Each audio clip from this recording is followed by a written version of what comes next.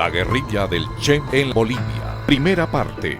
Uno de los hechos que marcó la historia de Bolivia en el siglo XX fue la guerrilla encabezada por Ernesto Guevara el año 1967, cuyas repercusiones llevaron el nombre del país al primer plano de la prensa internacional. A casi medio siglo de esta gesta histórica, quedan muy pocos sobrevivientes que fueron actores o testigos de los hechos. La geografía difícil de la zona de la guerrilla también ha sido inclemente, y debido a la precariedad de las edificaciones, muchas de ellas han desaparecido. Sin embargo, pese al tiempo transcurrido y al descuido humano, hoy todavía se puede reconstruir el camino del Che y su columna en territorio boliviano. Ernesto Guevara, o el Che, como mayormente se lo conoce, fue uno de los 12 combatientes que sobrevivió al desembarco el año 1957 en las costas de Cuba, proveniente de México a la cabeza de Fidel Castro, quien tenía como objetivo derrocar al dictador Fulgencio Batista. Durante 2 años de lucha guerrillera, el Che se destacó como uno de los combatientes más efectivos, obteniendo el grado de comandante por su intervención en varias de las acciones guerreras que finalmente llevan al triunfo de la revolución el 1 de enero de 1959. Con la toma del poder, Ernesto Guevara se convertirá en uno de los dirigentes más importantes de la Revolución cubana, junto a Camilo Cienfuegos, Raúl y Fidel Castro. El Che es actor clave en el proceso de la consolidación de la revolución. Ocupa cargos estratégicos como comandante en el Ejército Revolucionario, presidente del Banco Nacional de Cuba, ministro de Industria, y se convierte en portavoz de Fidel Castro en el extranjero, en misiones que lo llevan a intervenir en auditorios como el de la ONU, la Conferencia Continental de Punta del Este, Uruguay, y a entrar en contacto con líderes de las potencias socialistas, Nikita Khrushchev en la Unión Soviética y Mao Zedong en China. Ernesto Guevara publica una serie de libros en relación con la economía y la política, entre los que se destaca Manual de la Guerra de Guerrillas, en las que plantea la posibilidad del triunfo de la revolución en un país a través de la creación de focos guerrilleros que tienen como función concientizar a las masas urbanas, las que desde las ciudades apoyarán a la guerrilla en el campo. Este texto se basa en su experiencia personal en Cuba, en donde el movimiento 26 de julio, que sobrevivió al desembarco, logra articular varias columnas en el campo y paralizar el país con huelgas y actos de sabotaje en las ciudades. El Che consideraba que la guerra contra el imperialismo norteamericano no tenía fronteras y pensaba que la revolución mundial debería darse creando en el tercer mundo 2 o 3 Vietnams, estrechamente unidos en una acción internacionalista. Consecuente con sus ideas compartidas por Fidel Castro, se embarca en una misión en el Congo para apoyar a las guerrillas independentistas que luchaban por lograr la soberanía de esa nación africana. Combate allí el año 1965 y se retira frustrado porque la jefatura guerrillera local tiene características tribales, carecen de noción de contenido de clase y por la baja moral de los dirigentes autóctonos de la guerrilla. De regreso en Cuba, y en medio de estrictas medidas de seguridad para burlar la vigilancia de los organismos de inteligencia norteamericanos, desde mediados del año 1966, se dedica a organizar la guerrilla en Bolivia, lugar escogido para irradiar otros frentes guerrilleros en países vecinos como Perú o su natal Argentina. Se escoge a un grupo selecto de oficiales cubanos, muchos de ellos compañeros suyos en la guerrilla en Sierra Maestra en Cuba y en el Congo. Asimismo, se entrena a militantes de la Juventud Comunista de Bolivia que estudiaban en Cuba o en la Unión Soviética. Algunos emisarios cubanos se han adelantado. Harry Villegas, Pombo, Carlos Coelho, Tuma, y José María Martínez Tamayo, Ricardo, compran fincas en la zona del Alto Beni y Añancahuazú, posible teatro de operaciones de la futura guerrilla, eligiéndose como base central esta última en el sudeste de Bolivia.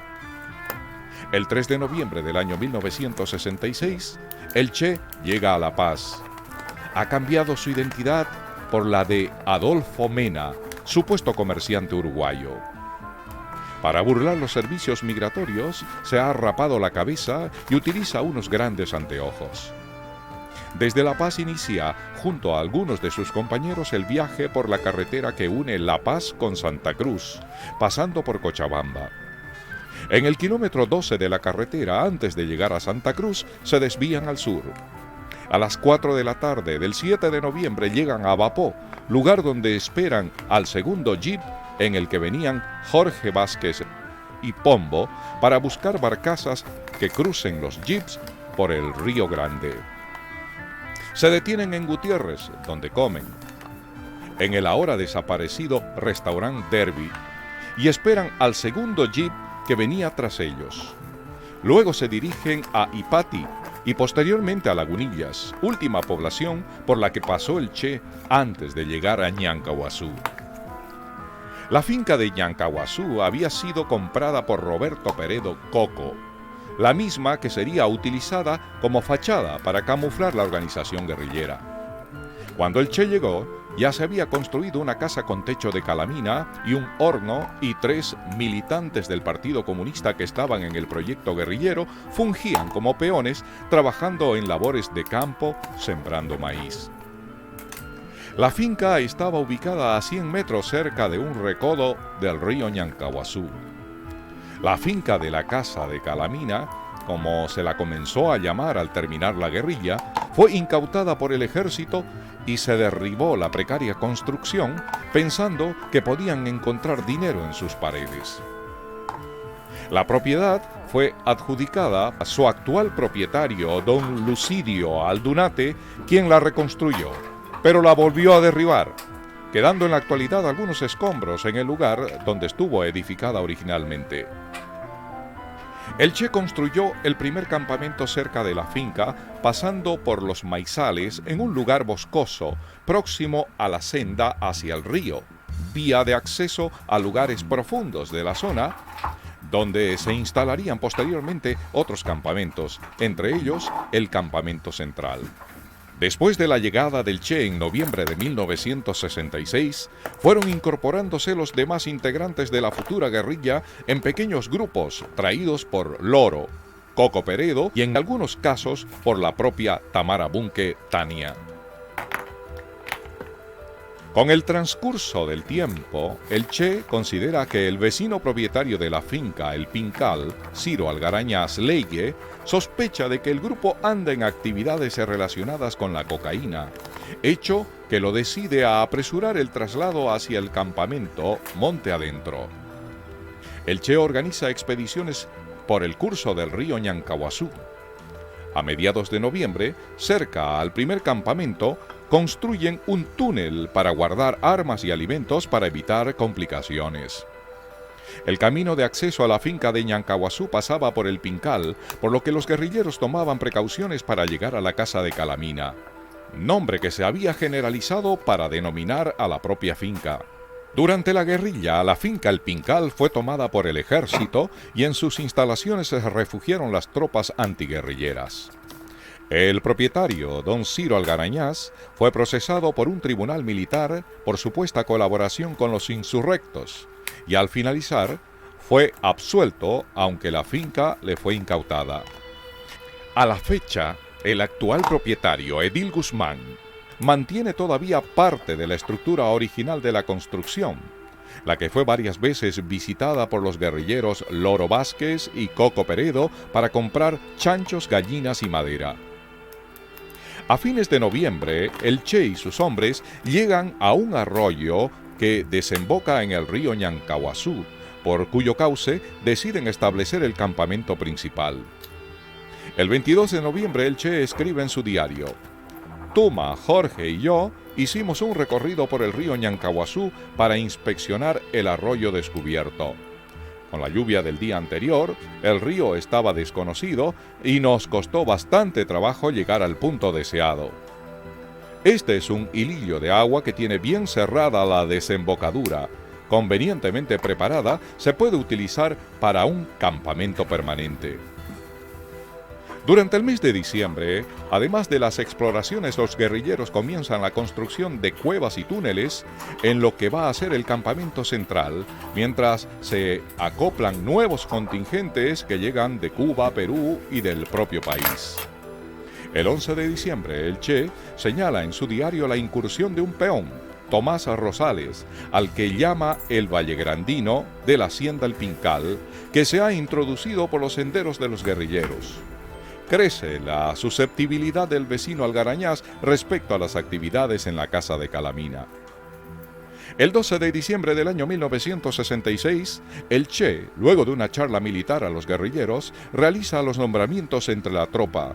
Designa a Juan Vitalio Acuña Joaquín como segundo jefe militar, a Guido Peredo Leigue, Inti, y a Eliseo Reyes Rolando como comisarios políticos, Gustavo Machín Alejandro como jefe de operaciones, Harry Villegas Pombo, jefe de servicios, Inti, jefe de finanzas, Julio Méndez Ñato, jefe de abastecimientos y armamento, y a Octavio de la Concepción Pedraja Moro como jefe médico. El 16 de diciembre, el Che y el grueso de la tropa guerrillera se traslada definitivamente al campamento central, ubicado a 3 horas a pie sobre el río y ascendiendo por un sendero del arroyo que desemboca en Ñancahuazú, 500 metros al oeste, ubicado en la ladera del cerro en un pequeño claro cruzado por el arroyo. En el nuevo campamento se construye un horno, letrinas, chozas rústicas que son utilizadas para pasar clases de aritmética, gramática, quechua y economía política. La formación es obligatoria durante 2 horas. También se construyen cuevas y túneles para guardar alimentos, armas y equipos. Del campamento central, hoy quedan los vestigios del horno, de los servicios higiénicos, túneles de depósitos y algunas cuevas que se construyeron sobre la propia laja. Una de las cuevas construidas para guardar la radio fue ubicada en la margen izquierda del arroyo, a una altura considerable, luego de media hora de camino empinado. El Che en su diario escribe el 25 de diciembre: Tuma y yo continuamos a la cueva del radio, que es muy difícil porque es pura piedra.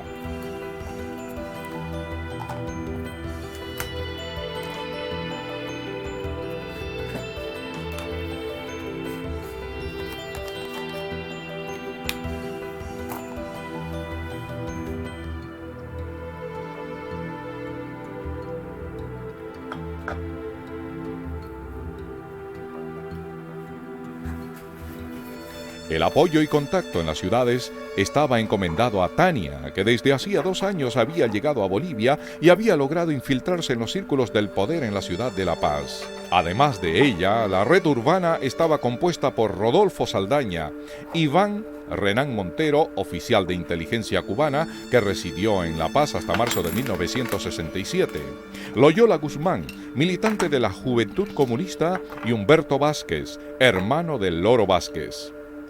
El incipiente aparato de apoyo a la guerrilla instruyó a Mario Chávez que se instalen en Lagunillas como contacto, abriendo allí un hotel y una tienda al frente de la plaza. El Che menciona a Mario Chávez con el seudónimo de Lagunillero, quien debería ser el encargado de apoyar con información, planos y mapas. El 31 de diciembre de 1966 llega al primer campamento cerca de la finca de la Casa de Calamina Mario Monge, jefe del Partido Comunista de Bolivia, quien se había reunido en Cuba con Fidel Castro, comprometiendo el apoyo a la guerrilla que estaba iniciando el Che, y en una primera etapa instruyó a cuadros del Partido Comunista, como los hermanos Peredo, Loro Vázquez, Rodolfo Saldaña y otros, el apoyo en la adquisición de inmuebles y equipos para la guerrilla. La reunión realizada en un claro del monte, cerca a la casa de Calamina, terminó con una posición indefinida de Monge, quien pedía dirigir las acciones, mientras se desarrollasen en territorio boliviano. Esta propuesta fue rechazada por el Che, que consideraba que la lucha abarcaba un espacio más allá de las fronteras nacionales. Monge respondió que discutiría con los militantes del partido que se encontraban en la guerrilla. Se dirigió al campamento central y en la reunión, los militantes del Partido Comunista que se encontraban en el campamento decidieron quedarse, lo que molestó a Mario Monge, quien de todas formas se quedó para participar del brindis del Año Nuevo. El Che escribe el 31 de diciembre en su diario: a las 12 hicimos un brindis en que se señaló la importancia histórica de la fecha. Yo contesté aprovechando sus palabras y marcando este momento como el nuevo grito de Murillo de la Revolución Continental, que nuestras vidas no significaban nada frente al hecho de la revolución. El 1 de enero de 1967, Mario Monge se retira del campamento para no volver. Informa al Che que va a renunciar a la dirección del partido, cosa que no hará, obstaculizando en el futuro el ingreso de nuevos militantes a la guerrilla con entrenamiento militar en Cuba.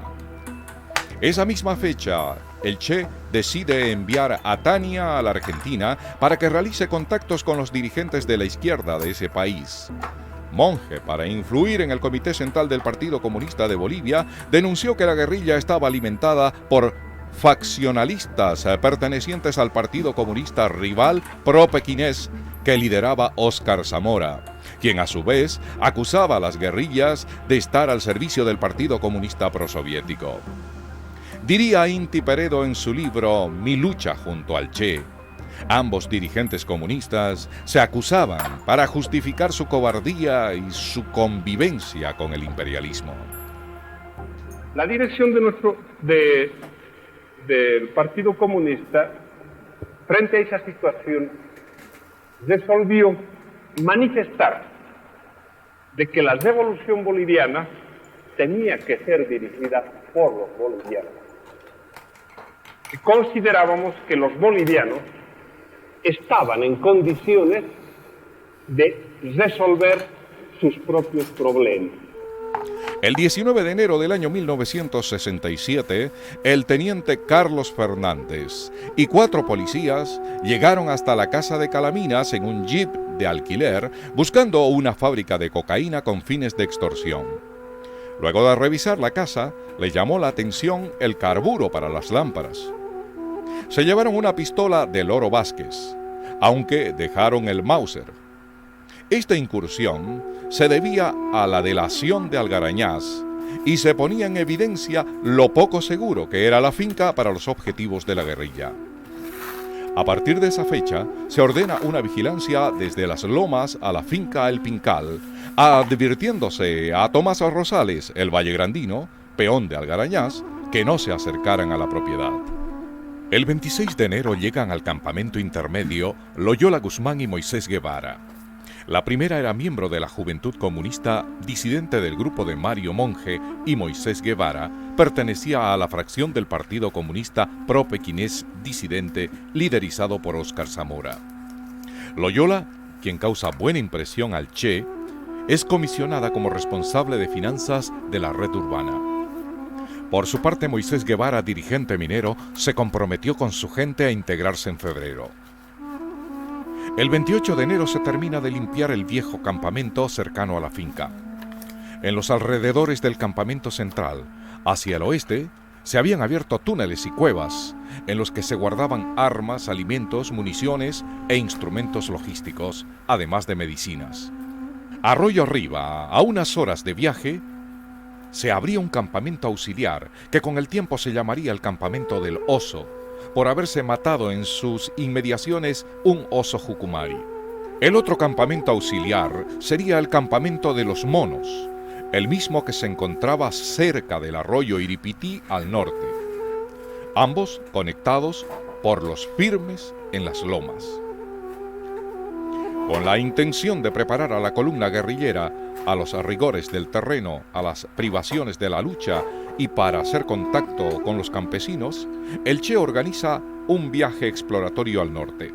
Deja instaladas algunas postas de vigilancia que deberían recibir a los nuevos reclutas y en su caso proteger la finca y los campamentos guerrilleros. Siguiendo el curso del río Ñancahuazú, aguas abajo, la columna se dirige al norte en parte de los firmes y farallones montañosos y a veces transitando por el río. Pasan el río Iripití, el Saladillo y el Palmarito. En los primeros días de la travesía la mayoría tiene los zapatos destrozados. La tropa fatigada llega el 5 de febrero al Río Grande sin haber encontrado a ningún campesino. Se marcha por la ribera del río en busca de un vado, debido a que el río viene con las aguas crecidas. Y finalmente, el 8 de febrero, luego de muchas dificultades, a 1 kilómetro al oeste de la junta del Ñancahuazú con el Río Grande, y utilizando balsas construidas con troncos de árboles, cruzan a la ribera norte del Río Grande. Al otro lado, luego de seguir el curso de un arroyo, llegan a la casa de Honorato Rojas, a quien compran alimentos. El médico de la guerrilla atiende a los hijos del campesino de diferentes dolencias. Es célebre la foto en la que 2 hijos menores de Honorato Rojas están sentados sobre las piernas del Che, mientras el padre le habla a uno de los niños para que no llore. Honorato da información sobre los caminos a seguir y se compromete a apoyar a la guerrilla. De la casa de Honorato Rojas hoy solo quedan ruinas y rastros de los que fueron sus chacos. Los guerrilleros marchan algunos kilómetros al norte por el río Masicurí y al enterarse que hay soldados kilómetros arriba, deciden desviarse en su ruta exploratoria para alcanzar la desembocadura del río Rositas sobre el Río Grande. Inician el cruce de las escarpadas serranías de San Marcos hacia el este. En el trayecto los expedicionarios sufren privaciones de todo tipo y llegan al extremo de sus fuerzas. Después de varios días de travesía, se acercan por unos enormes farallones al río Rositas, bordeando el Río Grande. El 26 de febrero se produce el primer muerto, sin entrar aún en combate. Benjamín Coronado, oriundo de Potosí, hace un mal pie y cae al Río Grande, cuyas aguas están embravecidas por ser época de lluvia. El río lo arrastra, ahogándolo sin poder ser auxiliado. Al día siguiente llegan a la desembocadura del río Rositas, cumpliendo la misión que se habían propuesto. Luego de explorar el cauce del río por unos kilómetros, deciden retornar al campamento Ñancahuazú, para lo que construyen una balsa para cruzar el Río Grande que sigue en crecida. El lugar elegido es el recodo del Río Grande, en donde desemboca el río Rositas. Con mucha dificultad pasa la primera balsa, en la que cruzan Antonio Sánchez Díaz, Marcos, y Darío Alarcón Benigno, entre otros. Pero la balsa no puede retornar por la fuerza del agua y como no estaba terminada la segunda balsa, el resto de la columna decide acampar en el lugar.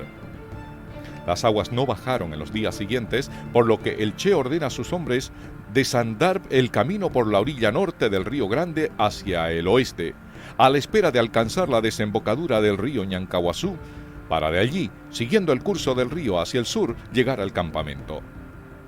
Los primeros días de marzo, las provisiones llegan a su límite, debiendo alimentarse de cotorras, pájaros pequeños y palmitos de totaí, abundantes en la zona. El 3 de marzo, el Che escribe en su diario: a las 6 llegamos a la orilla del arroyo, donde hicimos campamento. Pero como solo teníamos 2 palmitos, Miguel y Urbano, luego Braulio, fueron a buscar unos lejanos, volviendo a las 9 de la noche. Cerca de las 12 comimos el palmito y el corojó. Totaí, en Bolivia, están salvando la situación. El 8 de marzo, bordeando la ribera norte del Río Grande, llegan a un lugar desde donde divisan en la orilla del frente una bomba de agua. Inti Peredo y Ricardo se lanzaron al agua simulando ser cazadores. Al otro lado se encuentran con Epifanio Vargas, quien atiende la estación de bombeo de agua sobre el río, con la que se abastece el campamento de la empresa petrolera estatal Yacimientos Petrolíferos Fiscales Bolivianos en Tatarenda. Inti y Ricardo se hacen conducir hasta el campamento petrolero, en donde simulan ser ingenieros de la Universidad Tomás Frías en trabajos de exploración geológica. Se surten de alimentos y descansan en la finca de Epifanio Vargas y su hijo a orillas del Río Grande. En la actualidad, de la bomba de agua quedan algunas viejas tuberías al lado del arroyo que desemboca al Río Grande. De la finca de Vargas no queda nada. Del viejo campamento petrolero de Tatarenda, donde se abastecieron, queda el casino y algunas construcciones de la época. Nuestra guía en esa zona, Telma Tiguayo Vaca, nos mostró el área donde llegaron los guerrilleros. El 9 de marzo, Inti y Ricardo cruzan en una balsa el río con provisiones que habían comprado en Tatarenda, informando que Marcos y su gente, parte de la vanguardia que había cruzado primero, pasaron por Tatarenda haciendo exposición de las armas que llevaban. El 14 de marzo, la columna guerrillera llega a la conjunción del río Ñancahuazú con el Río Grande y se dispone el cruce del río a la banda sur para el siguiente día. El 15 de marzo pasan 11 hombres, pero no pueden volver a cruzar la balsa debido a que el agua ha crecido. El 16 de marzo tampoco se puede cruzar el río. Se reintenta el 17 de marzo, pero la fuerza del agua arrastró la balsa, cayendo al agua Carlos Vaca Marchetti, boliviano, e Israel Reyes, Braulio, cubano. El último pudo salir a la orilla, pero el primero, que no sabía nadar, se ahogó en las impetuosas aguas. En el diario de esa fecha, el Che escribe: Carlos, hasta ese momento, era considerado el mejor hombre de los bolivianos en la retaguardia, por su seriedad, disciplina y entusiasmo. El 20 de marzo, finalmente, la columna guerrillera llega al campamento central, donde se enteran de varias novedades. Han desertado 2 hombres traídos por Moisés Guevara, Vicente Rocabado y Pastor Barrera. Estos últimos llegaron a Lagunillas, donde vendieron una carabina y posteriormente fueron detenidos por el ejército. Por la delación de los desertores y las noticias del paso de gente extraña por Tatarenda, el ejército comenzó a tener certeza de la presencia de grupos armados en la zona. El Che es informado también de la detención de Salustio Choque y de un enfrentamiento que ha tenido Loro Vázquez con el ejército. Al llegar el Che al campamento central, además de los nuevos reclutas traídos por Moisés Guevara, se encuentra con Tania, Regis Debray, Danton, intelectual francés y contacto de Fidel Castro con la guerrilla, y el pintor argentino Ciro Bustos, el Pelao, quien probablemente sería el contacto de la guerrilla en Argentina. Con ellos, había retornado al campamento el peruano Juan Pablo Chan, chino, para integrarse a la guerrilla. Tania había traído a Debray y a Bustos desde La Paz, pasando por Sucre, donde durmieron en un hotel, según cuenta Ciro Bustos en su libro autobiográfico, El Che quiere verte. Esa sería la última noche que Tania dormía sobre una cama, comenta en su libro Ciro Bustos. Al día siguiente llegan en un taxi hasta Camiri, donde cenan en el restaurante El Marieta, el mejor local de Camiri, que también sería la última cena en un restaurante de Tania. A la medianoche llega Coco y los traslada en un viaje de 2 horas hasta la casa de Calamina.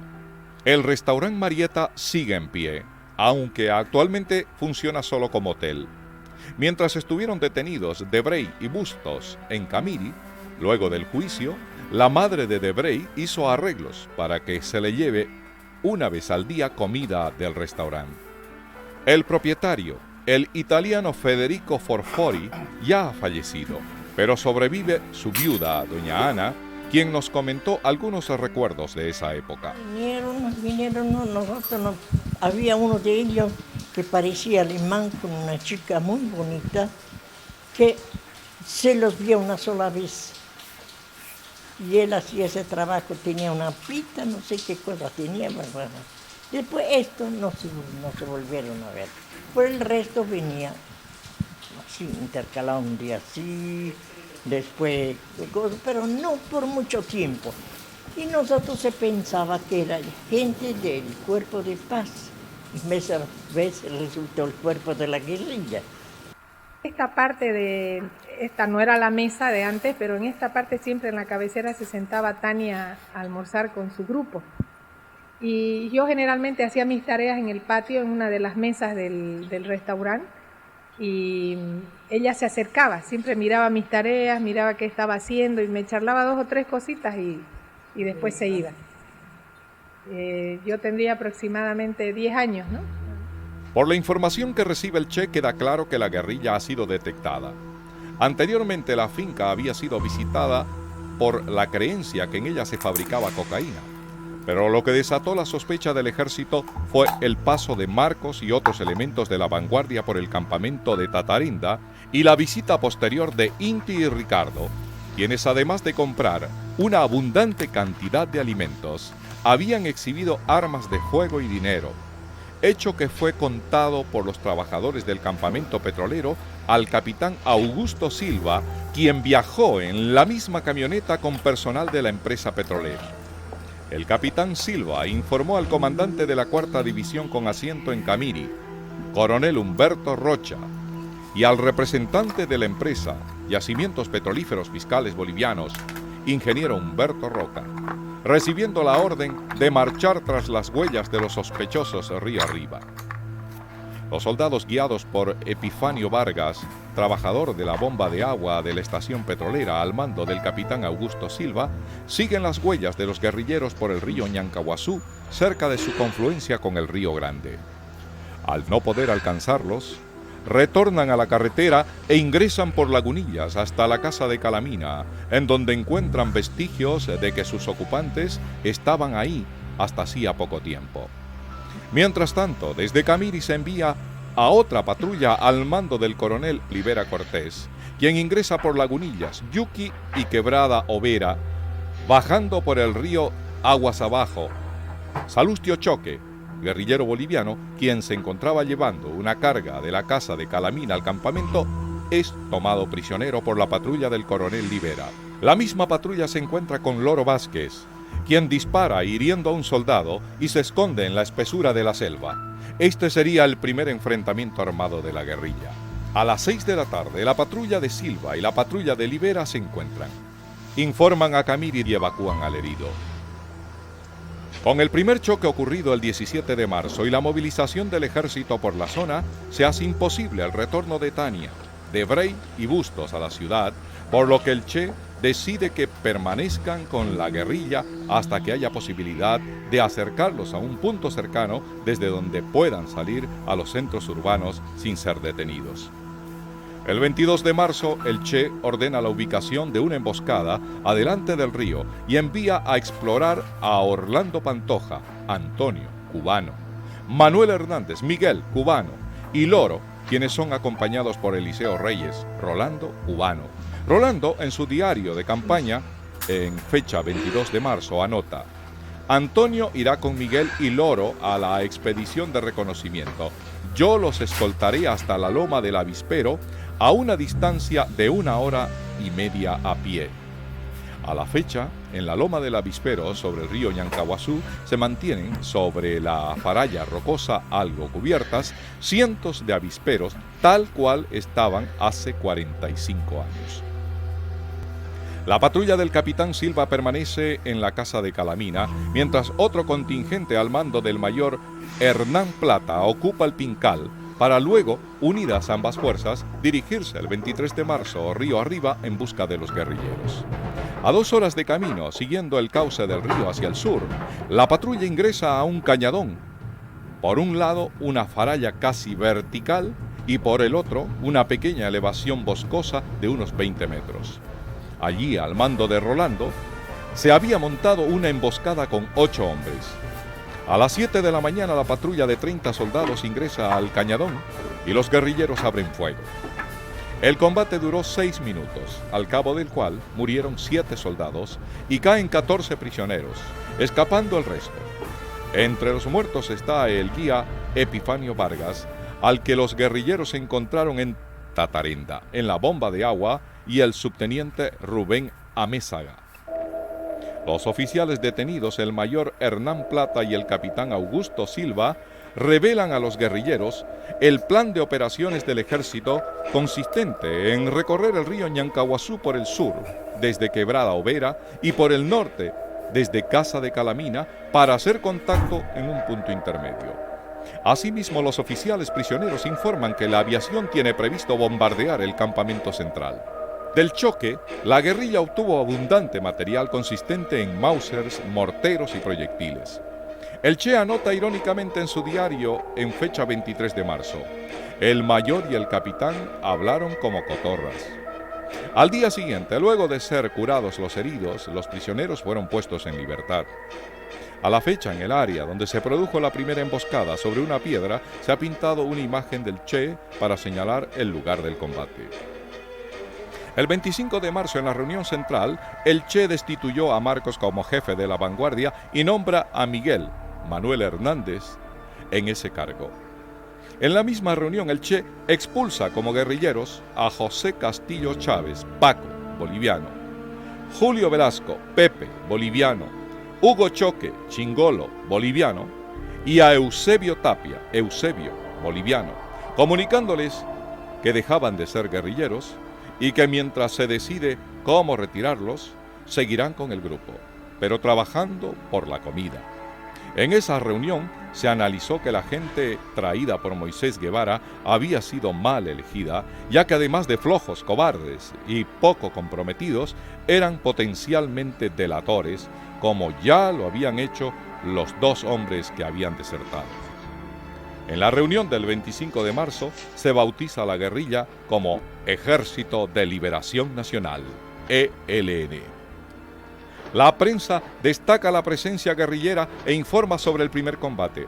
El presidente de la República, general René Barrientos Ortuño, gobernante elegido en una pantomima democrática, pero que en realidad encarnaba una dictadura militar, anuncia que en el combate hubieron 8 muertos del ejército, heridos primero y fusilados después, y asigna 15 muertos a la guerrilla. Este tipo de informaciones distorsionadas se darían desde el comienzo hasta el final de la campaña, demostrando el poco respeto a la opinión pública por parte del gobierno. El ejército envía unidades de paracaidistas a Camiri, además de los regimientos Brown y Manchego, para reforzar a las fuerzas militares que participan en las operaciones antiguerrilleras. La Fuerza Aérea envía los aviones AT-6 hasta el aeropuerto de Choreti, para coadyuvar con el esfuerzo militar de las tropas del ejército. La zona de Ñancahuazú, donde se supone se halla la guerrilla, es motivo de permanente bombardeo y hostigamiento, acción que, sin embargo, durante todo el conflicto no ocasionó ninguna baja a los guerrilleros, debido a que siempre atacaban a kilómetros de distancia de donde estaban ubicados los rebeldes. El Che en su diario, en fecha 28 de marzo, escribe: las radios siguen saturadas de noticias sobre las guerrillas. Estamos rodeados por 2.000 hombres en un radio de 120 kilómetros y se estrecha el cerco, completado por bombardeos con napalm. El 27 de marzo la guerrilla elabora el primer documento público señalado como Comunicado número 1, mediante el cual da a conocer los objetivos del movimiento guerrillero. Este documento se entregará luego a militares prisioneros, quienes se comprometen a su difusión. El ejército bombardea la casa de Calamina y luego la reocupa, dificultando los planes del Che de ir hasta Pirirenda en busca de abastecimiento. El 3 de abril, la columna guerrillera, compuesta por 46 hombres y una mujer, se dirige al norte, hacia la quebrada de Piraboy, con la intención de pasar a Pirirenda y luego a Gutiérrez a buscar medicinas y alimentos y dejar a Regis de Bray y a Ciro Bustos para que se mantengan como contactos externos a la guerrilla. Se decide que Tania se quede en la selva debido a que por la delación de los desertores y la captura de su jeep en Camiri se la tenía plenamente identificada y ya no podría seguir actuando en la estructura de apoyo de la ciudad. Subiendo por la quebrada de Piraboy, llegan a la primera casa, en donde encargan se cocine unos puercos, mientras se toma una segunda casa, un poco más adelante, perteneciente en esa época a Chicho Otero y a su esposa Neida Pinto. La primera casa, que en esa época pertenecía a un señor de apellido López, hoy todavía se encuentra en pie, aunque abandonada. Allí los guerrilleros encontraron restos del material dejado por los militares que en sus inmediaciones habían acampado. La segunda casa, donde también estuvieron los guerrilleros, fue comprada por un hermano de Neida Pinto, don Gerardo Pinto, quien la derribó, aunque todavía quedan las ruinas. A unos 50 metros de la casa acamparon los guerrilleros en 2 oportunidades, según nos lo explica don Gerardo Pinto.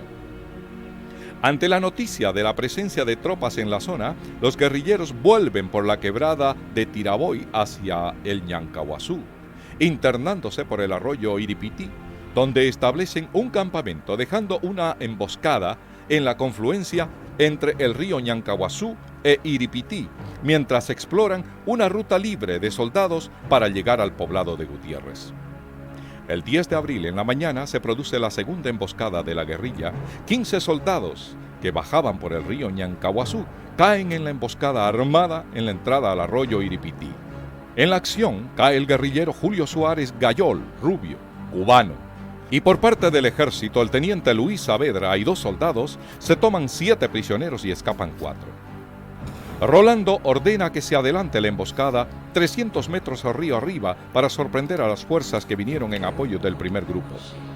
A las 5 de la tarde, una columna encabezada por el mayor Rubén Sánchez y 60 hombres ingresa por el río a las líneas de la emboscada y caen bajo el fuego de los guerrilleros, muriendo 7 efectivos militares, entre ellos el teniente Jorge Ayala. Quedan 5 heridos y 22 prisioneros, entre ellos el mayor Rubén Sánchez. Al día siguiente se libera a los detenidos y se le entrega al mayor Sánchez el comunicado número 1 de la guerrilla. Este comunicado se publicaría el 1 de mayo en un periódico de Cochabamba, pero no se sabe a ciencia cierta si lo entregó el mayor Sánchez o fue una filtración del documento que tenía en su poder la 4ª División del Ejército en Camiri.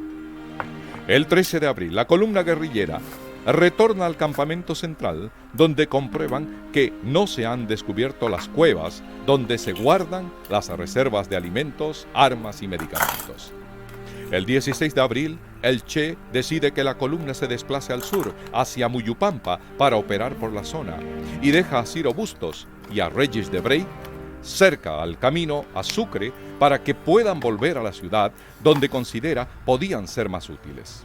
Cruzan el río Iquirá, pasan por Yaqui, una propiedad abandonada por la fiebre vacuna en los años 50, y llegan al caserío de Bellavista, asentándose a un lado del río.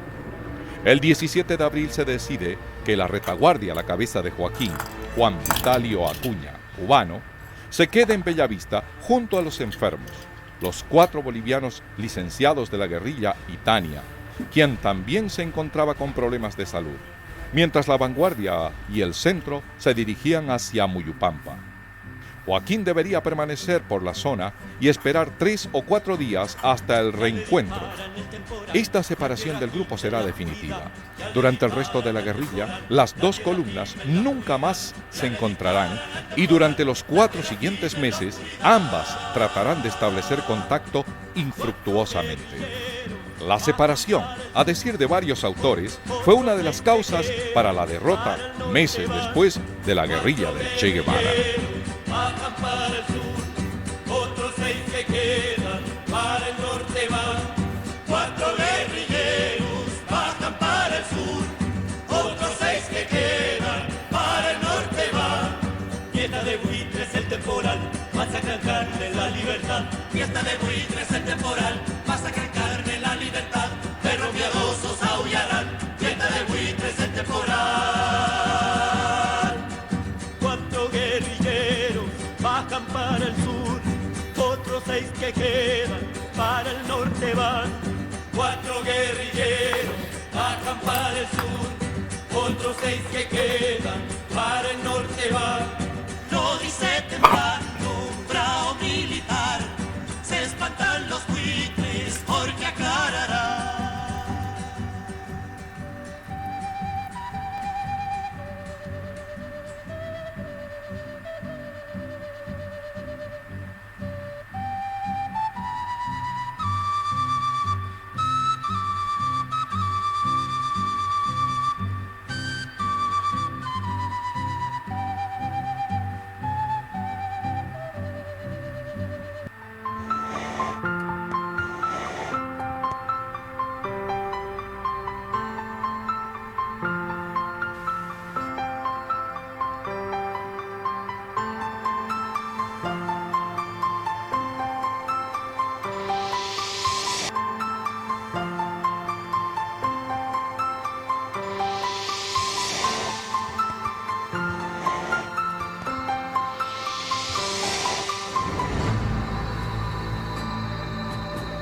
La guerrilla del Che en Bolivia. Primera parte.